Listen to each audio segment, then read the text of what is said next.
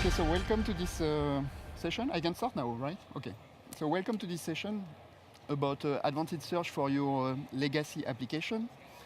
This talk is based on my own experience when I was working for the French customs. And I will tell you exactly all the steps that I did to move from a SQL-based search to Elasticsearch.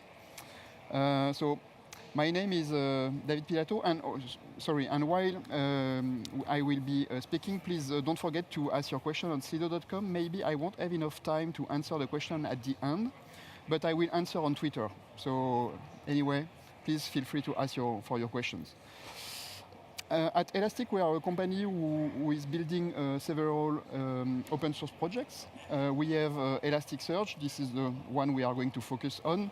Kibana, which is a UI, we are just going to see that a bit. And we have Logstash and Bits, which are the ingest layer of the stack, where you collect data with Bits and you enrich your data with Logstash, and you send that to Elasticsearch then. And as a company, we are offering XPack, which is a set of commercial features on top of the stack. And we are also providing the cloud version of the stack, where you can just deploy your cluster on cloud.elastic.co, and everything is set for you, including XPack. So I'm David Pilato. I'm Dadounet on Twitter. This is the account you need to follow if you ask questions and if you want to get the answer then. If you tweet about the session, please use the Elasticsearch hashtag, because I'm paid by the number of tweets I'm getting, so please use that. I have been working on Elasticsearch project itself. I was contributing more on the plugins side of the Elasticsearch project. So all the discovery plugins, the snapshot restore plugins, the analyzer plugins, that was part of my job. And I'm more an evangelist those days, so I'm contributing a bit less. For the demo today, I will use this repository on GitHub. I pasted the link on Slido. With this repository, I will show you a running application. And then you will see in this repository that you have multiple branches. And if you compare one branch to another, you will see all the steps that I'm going to perform live on stage today. Okay? So this is the repository. I have an existing application which is running here. And my use case is about people here. I'm collecting data about people. Those are like marketing data, where I have the name of a person, the date of birth, the gender, the children, some marketing data, which are counters that I'm not really going to use here, and the address also, which has a country, a city, and geolocation point, latitude and longitude. Okay? So this is what my dataset is about. And if I look, so this is the beans part, this is a Java project here I'm using. If I look at the table representation that I have in the SQL database, for now, it's super similar. I have a table for the person entity, a table for the marketing data, and a table for the address. Basically, this is what I have. I started my application. It's running here locally. And if I look at what I have in the interface, I have a basic search feature here, which is a la Google search, right? I'm trying to search like Google. And if I'm searching for anything, I don't have anything back because I did not insert any data yet. So the first thing I need to do is to obviously insert some data. For that, I have here a method where I can say, OK, let's inject 10,000 randomly generated data here. So I'm doing that. And while I'm doing that, I can start to search here for people, like give me all the Joe, right? I can search for a city, for example, right, living in Paris. I have also the advanced search feature, where I can specifically search within a given field, like if I'm searching for Paris, here I have no one, but Joe, living in France, living in Paris. Okay. So this is what I have today, right? If we look at the implementation that we have in the code, we can see that first, when I'm saving an entity in my application, like when the user is clicking on the save button in my application, or when I'm using the random generator, I'm using Hibernate here behind the scene. And I'm just using Hibernate to start a transaction, saving my entity to the database, and then committing the transaction, and this is basically what I'm doing. When I'm searching, I have here this method where the user has entered something in the interface, in the Google bar, I would say. And I'm using here this search.io find like Google method, where I have the implementation here. Where is that? Here. So again, I'm using Hibernate behind the scene. I'm generating a query here. And if we look at the implementation I have, this is a super naive implementation. I'm using a like person strategy here when I'm wrapping the query that the user has entered within the person sign. I'm doing a join with the address table because I have two tables here. And I'm searching for whatever the user has entered in the name field or in the address.country or address.city. Okay? So this is basically why this is working. If we look at the advanced search, here, this is similar. I'm saying that from the interface, I'm coming with three fields, the name part, the country part, and the city part. And if the user has entered anything in the name field, then I'm running a like person strategy again on the name field, and then same on address.country and address.city. So basically, this is what I have. And everything is working fine, right? Why I am here, actually. So let's do some search. So I said I can search for Joe Smith. OK, that's working very well. I can search for Smith, obviously. But Smith Joe, I cannot find Smith Joe, although this user exists in my database. Why this? Because you have seen that I'm just wrapping with a person sign the full text. I could split the text that the user has entered and breaking on space and try to combine different kind of like, but no, I don't find this useful. OK, I said I can search for city. I can search for country. Interesting. What can we see here? We can see that the second person on my list is actually France Gall. Who knows France Gall here? Some people know France Gall? Yeah, some people. So she is a famous singer. She passed away recently. And so what is the problem here?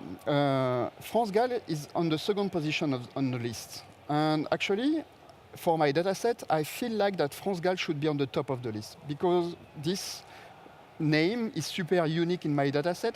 France as a country is something super normal. I have a lot of people living in France in my dataset, but France as a name is super rare thing.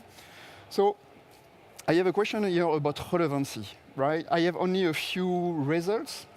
I'm lucky because France Gall is coming on the second position on my page, but what if France Gall would appear at the, I don't know, 10 page or page 20 or whatever. Like when you are searching on Google, for example, you are not expecting to find the best result on the page number 10. You are expecting to find the best result on the top of the first page, right? And this is what a search engine should deliver you. Let's try another example. Yes, I'm a user, so I'm doing typos. How can I deal with typos? Here, I cannot find my thing. So what I want to do now is to use actually a real search engine. And to me, the best search engine ever is Elasticsearch, but I'm biased. I'm working at Elastic.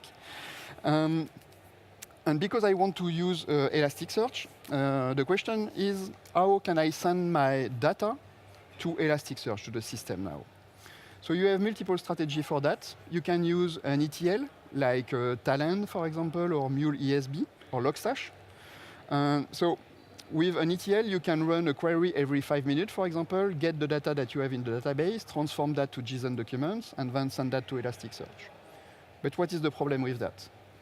If you do that, it means that anytime your user is going to save something in the application, you will have to wait for 5 minutes that the ETL take the data and transform and send that to Elasticsearch. So it's not real time, and I would, as much as possible, I would like to have real-time access to my data. Then, how do you deal with updates? Anytime you are going to update some data in the database, what are you going to do on the next run of the ETL? Are you going to get, again, the whole data set and reindex everything? Or are you going to use like a technical field in your tables saying, okay, I have modified this value or this record in my dataset, so I just need to talk those one. You can do that, but it's not straightforward, I would say. And how do you deal with deletes? Anytime you are going to run the ETL again, you need to be aware that something which is not coming back has to be deleted, which is super hard to solve, right? You can use a technical table, maybe, saying instead of deleting the data, I'm going to record all the deletion that I'm doing in my database, for example, but still, it's kind of hard to me.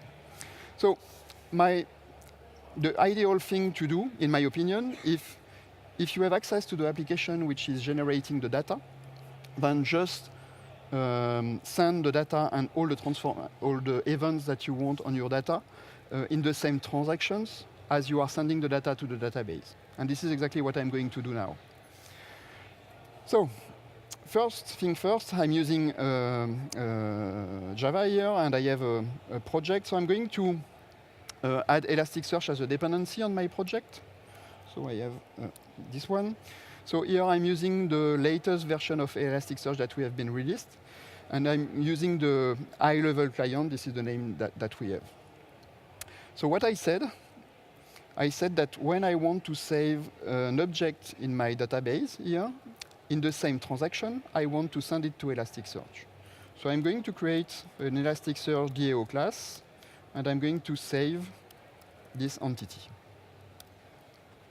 So what I need to do here, I need to create this thing. So that will be a final Elasticsearch DAO class.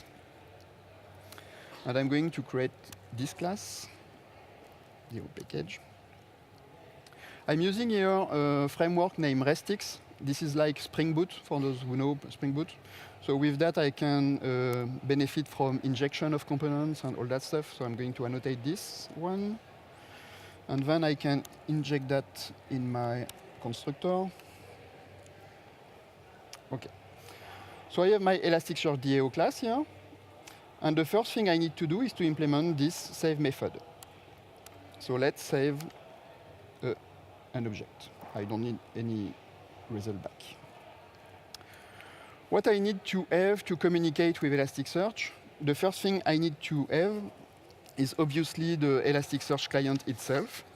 So to do that, I'm going to create here a private final, what's the name, REST high-level client.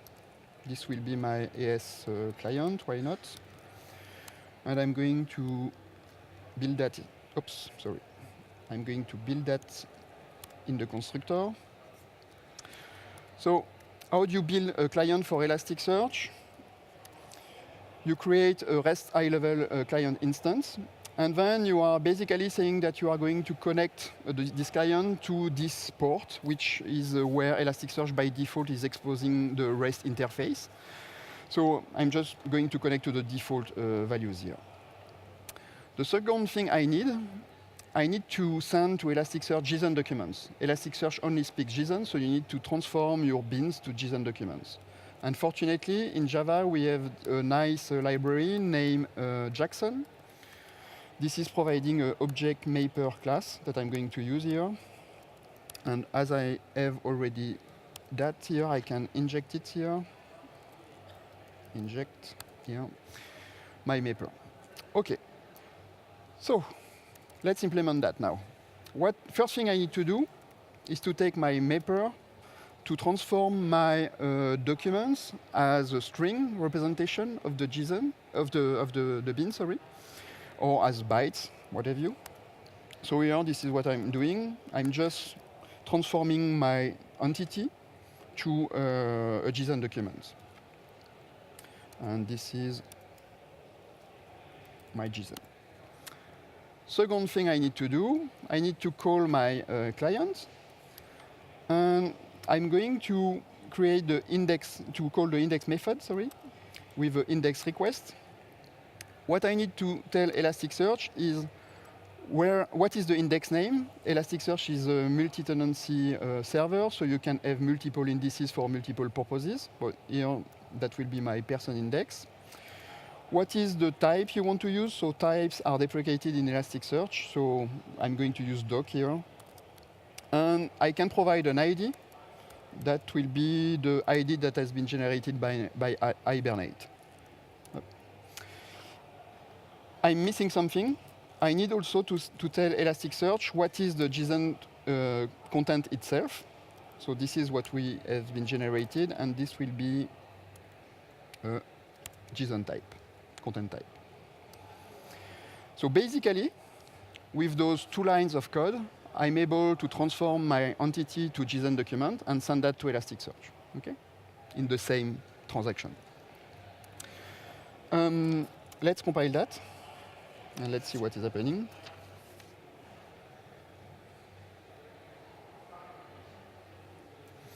So I have an issue here. I can have something wrong while I'm speaking with Elasticsearch, right? Maybe Elasticsearch is not available, and so you need to think about that. I'm going to write pseudocode. This is not exactly the code that you should write, but that will give you an example of what you can do. Let's say, okay, I have this exception. One of the things I can do, again, it's pseudocode.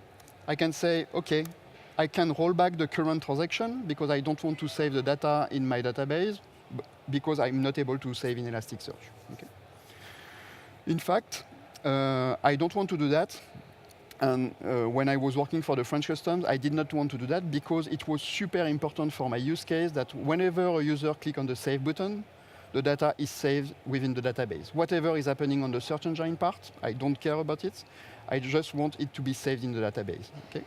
So what I was doing, it was something like, okay, Houston, we have a problem.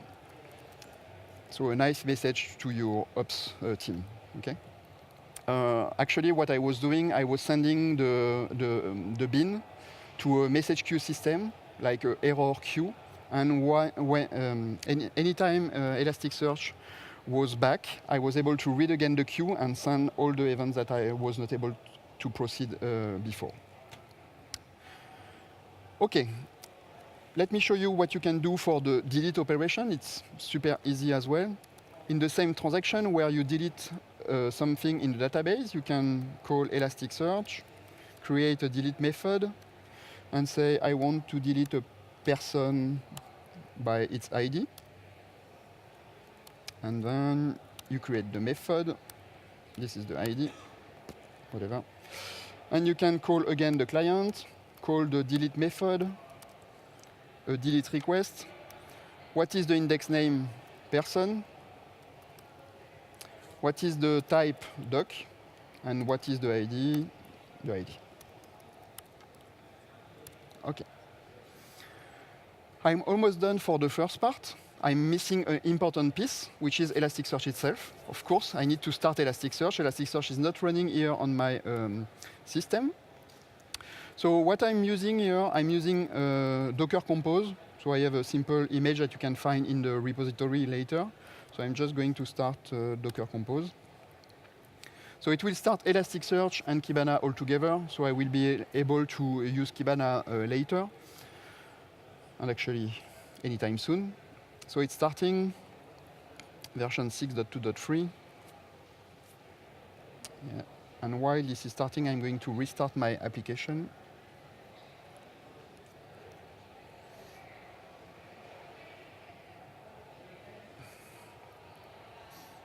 This will do nothing for now. Oops, sorry, wrong here. Okay, red to red, blah, blah, blah. So I can see here that Elasticsearch is not running yet. It's starting a lot of things. Let's see. So I'm going to open Kibana. Not yet. Need to wait a bit.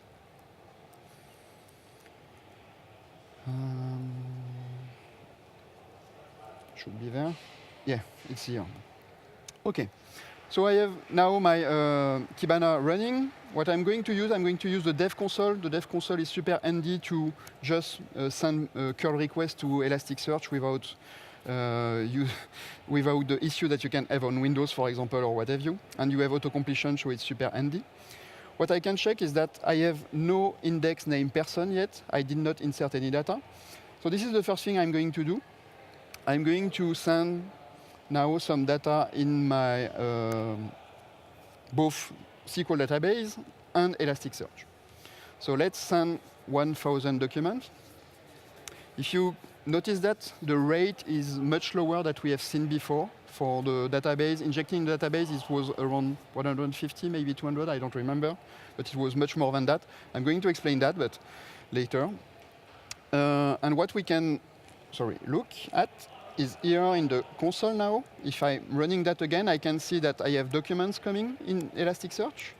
And if I'm running a simple search, which is a match all query here, give me everything, I can see that I have 744 documents.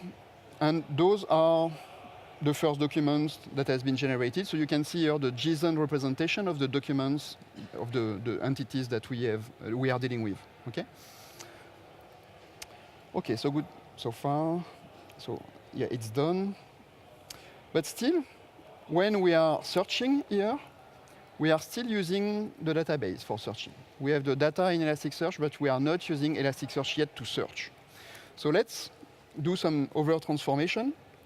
We need now to connect Elasticsearch to our code to the search part. So what we are going to do in the person service here, the search method, I'm going to remove all that. And I'm going to call, not yet. I'm going to build first a query. So for that, we have a query builder in Elasticsearch.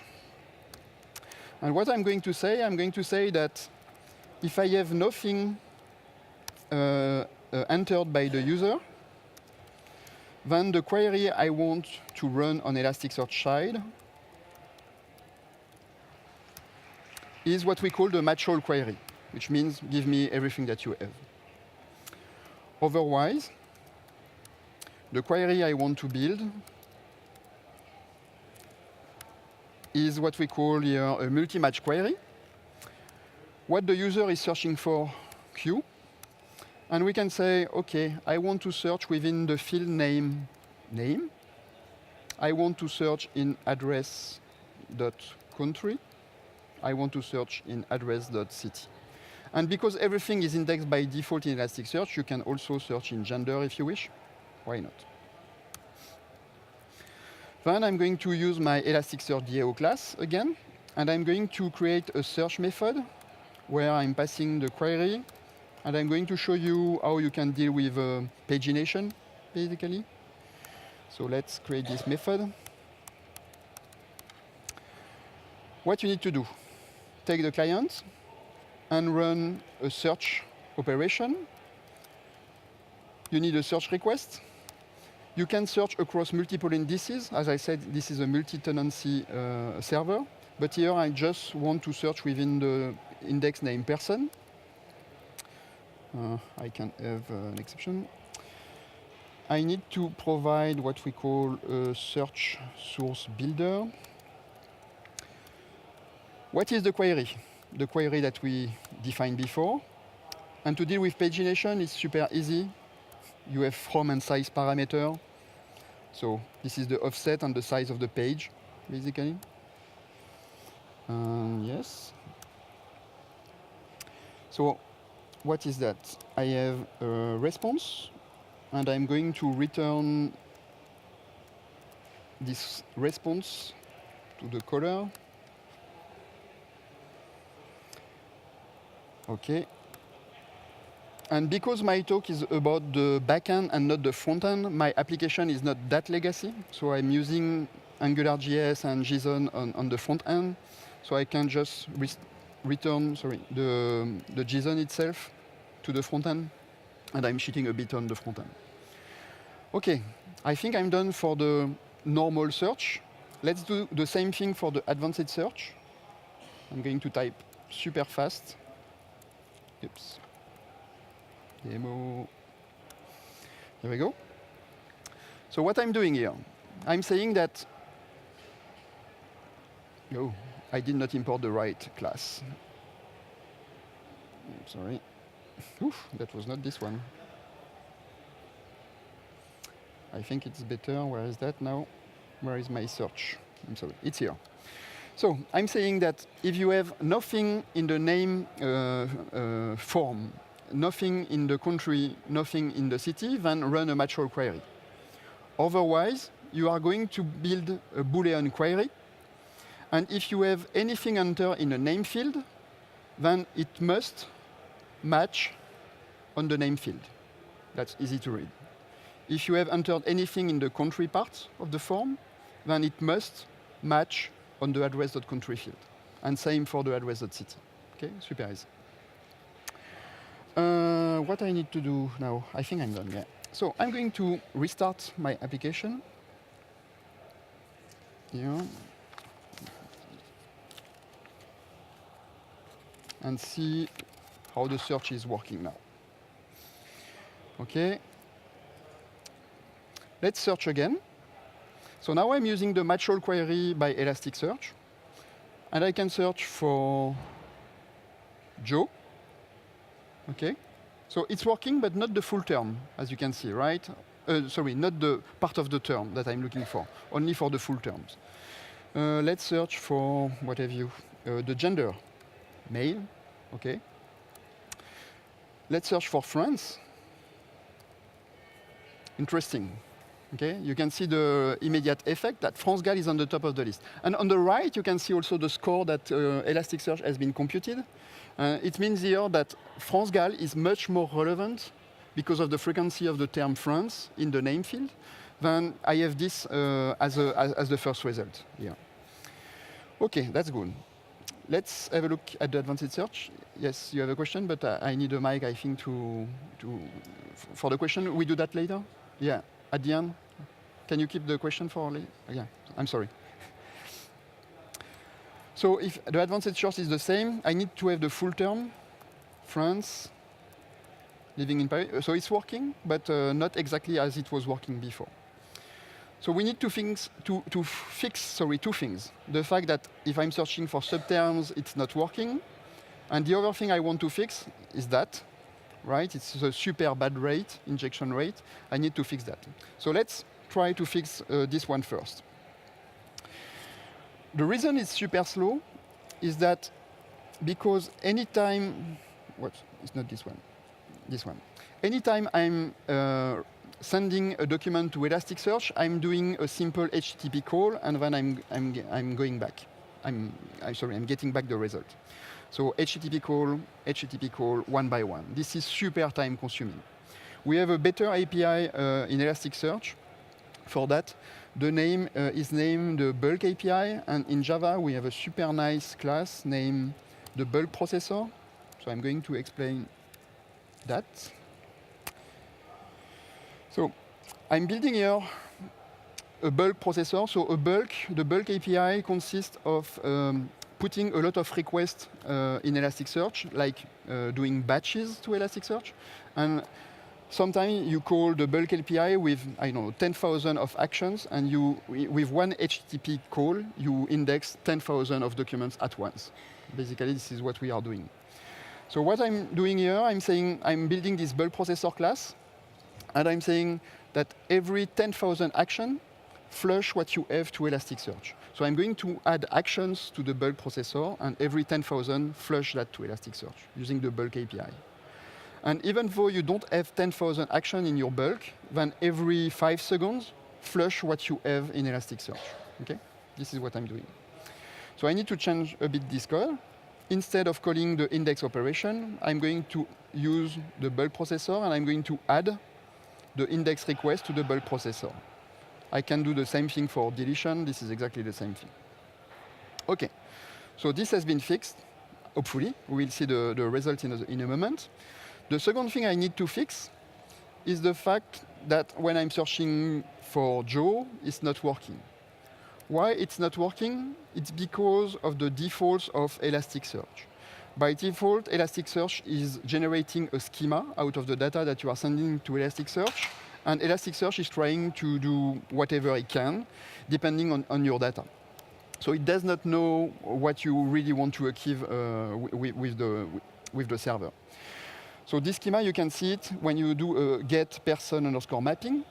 And this is all the default value that we have here. If I take an example here for the name field, what I'm saying, I'm just indexing name within the name field. I'm just what I want to run on Elasticsearch side, is a full text search kind of thing I want to do.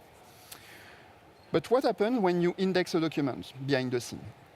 You need to understand what analyzers are. Anytime you are sending a string to Elasticsearch and you want to index this string, we need to build an inverted index. An inverted index is what you have at the end of a book. And typically, when you have two terms like this, instead of indexing the two terms and saying, OK, I have seen those two terms in my documents, we are breaking the terms, and we are generating that kind of data structure. Like I have an entry for Joe, an entry for Smith, for this document that I want to index. As you can see in the inverted index, I have Joe and Smith as the result of this indexation. But what happened at search time? If I'm searching for Joe, G-O, I'm trying to compare G-O to this inverted index. And G-O is not part of this inverted index. I have G-O-E, not G-O. So what I should do is to help Elasticsearch and say, OK, please transform, instead of indexing Joe, G-O-E, maybe index subterms of this term and generate a bigger index. Sure, but it will help me to achieve my goal. To do that, you can use what we call n-gram tokenizer. So I'm just going to show you what you can do with that. So here I'm building an n-gram tokenizer, which is based on the edge n-gram tokenizer. What does it produce at index time? When I want to index Joe Smith with this analyzer, it will actually index those tokens, G, G-O, G-O-E, S, SM, etc., etc. With that, when I will search for G-O, it will match because I will have G-O in my inverted index. Okay? So let's do that. I'm going to do that manually here. So I'm going to say, I'm going to create my analyzer that I just mentioned. And I'm also going to provide the mapping because I want explicitly to tell Elasticsearch that for my name field, by default, you will still use the same behavior that we have seen. But at index time, you are going to copy the content of the name field to a field named full text. If we look at full text here, it has been defined here. For the full text field, I'm going to run full text search on it. And I want to use the n-gram strategy that I just mentioned. Okay? I'm doing similar things for, let's address.ct, for example. Again, by default, you are going to use the full text search on it.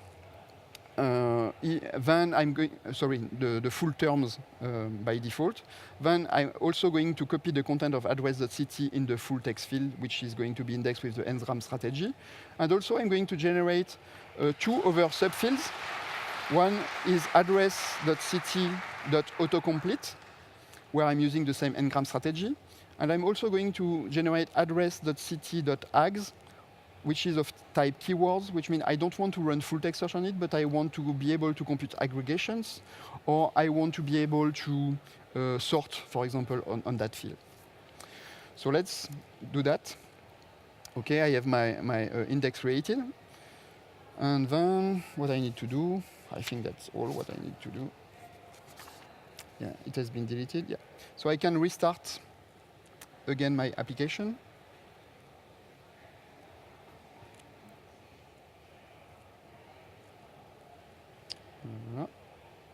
Should work. OK. So let's go back here. So I have no data yet. So I need to reindex, let's say, 10,000 documents here. So it's getting better than what we have seen. It's faster than before. And let's search. So it's still not working, right? Why this? Because we are still searching with the default name field that I mentioned before, and I'm not using the right strategy yet. So let's fix that. instead of searching in here name field, gender, address, country, I can search within the full text field, for example. And also what I can do is to say, if it match on the name field, then the name field is much more important for my use case than the other fields, so I want to boost the result. Right. This one will be, if it match on name field, it will be much more relevant than on the full text garbage field, right, basically. So let's compile that. I have less than 5 minutes left. Yeah, I know. So now we are back. Joe is okay. If we look at France, yeah, you can see the difference of the score here. France is on the top of my list because I have boosted the result by a factor of 3, right? Okay, so this is working well. For the advanced search, it's still not working. What we can do for that, instead of searching in the name field, we can search now in the name.autocomplete field, which is generated at index time. Same for the others. G.O., living in France, living in Paris. Okay, so basically we are back. We have the same behavior that we have seen before. Often I have this question, okay, maybe you are going to slow down a bit my injection in my database. So can you measure how fast Elasticsearch can be? So let's do a simple example here. When I'm saving an entity in my database, I'm just going to remove the call to the database. Here, I'm just going to call Elasticsearch only. And because I'm doing that, I'm not generating an ID anymore by Hibernate. So I'm going to ask Elasticsearch to generate the ID for me. So let's compile. And let's see what is happening. 10,000. Done. OK. So let's go for 1 million then. So, OK, it's much, much, much faster than it was. So Elasticsearch is not going to slow down your process, right? It's super fast because of the bulk API that we are using here. Also, it's not that fast here because I'm using Docker, and Docker on Mac, the file system implementation is not ideal, but if you are doing that on a Linux machine, you will see that it will be super fast. And because it's a search engine, you can search in it in real time, whatever the number of data you have, okay? It's built for that. And you can do more. It will be hard, but we can do more. We can compute aggregations also. So let's do this. So here, I want to break the result set, and I want to break it by country. I want to say, break the result set by country, and count the number of documents you have by country. And I'm doing also here a date histogram where I want to break by year. So every year, count the number of documents you have broken by year. So let's compile that. Everything is already set in the interface.